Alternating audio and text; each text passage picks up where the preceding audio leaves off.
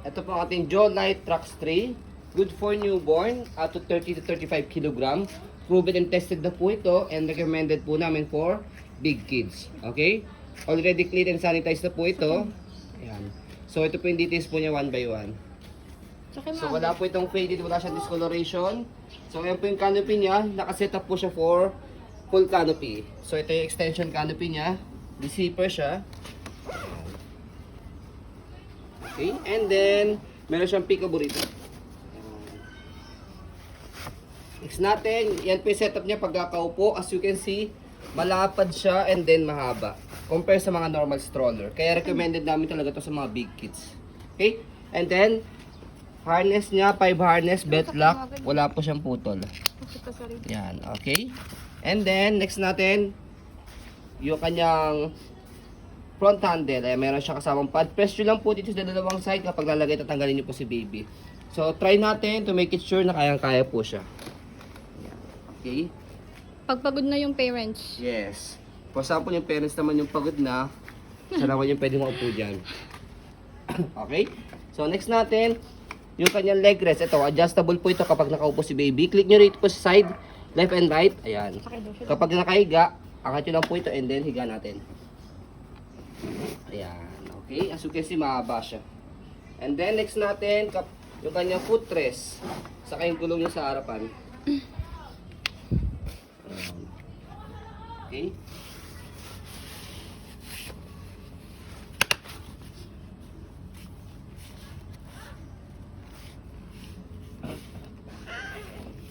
Lockable to, di ba? And then, next natin yung kanyang body frame sa harap, sa right side. Ayan. And then, yung gulong niya, big wheels na rin siya. And then, hindi ito nabubutas ha.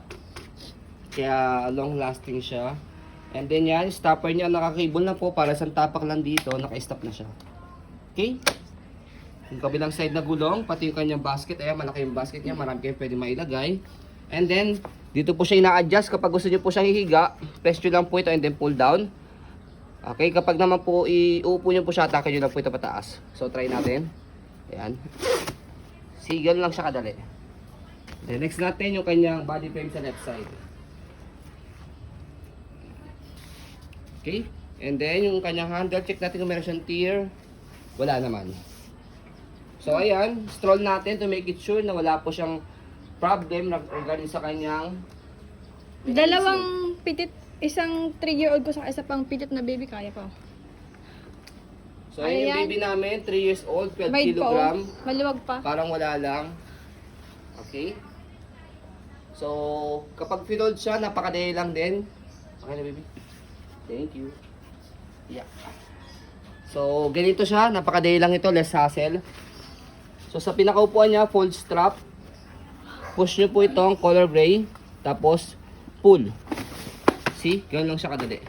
So, para may stopper, para may lock nyo po siya, yan, compress nyo lang siya. And then, stopper nyo muna, para may stand nyo po siya na maayos. Pwede nyo po siya set aside. Yan, can stand alone po ito. Ayan, okay? And then, para hindi kayo mahirapan bit-bit, pwede siyang hilahin para sa luggage type. So, paandarin nyo lang siya, and then hatakin nyo lang siya. Diba? Kaya no need yung buhatin. Ang weight po nito around 8 to 9 kg. Yan. And then next natin kapag inopen po siya, yung sa gilid lang niya lock, tatanggalin niyo lang siya and then bubuka. Okay, ganun lang siya kadali i-open sa i-fold. Less hassle po siya. So ayun po, as you can see, very details po kami. Sa pong pag-video. Kasi kami siya policy, no refund, no exchange, what you see is what you get. So yun po, maraming salamat. Have a nice day and God bless po.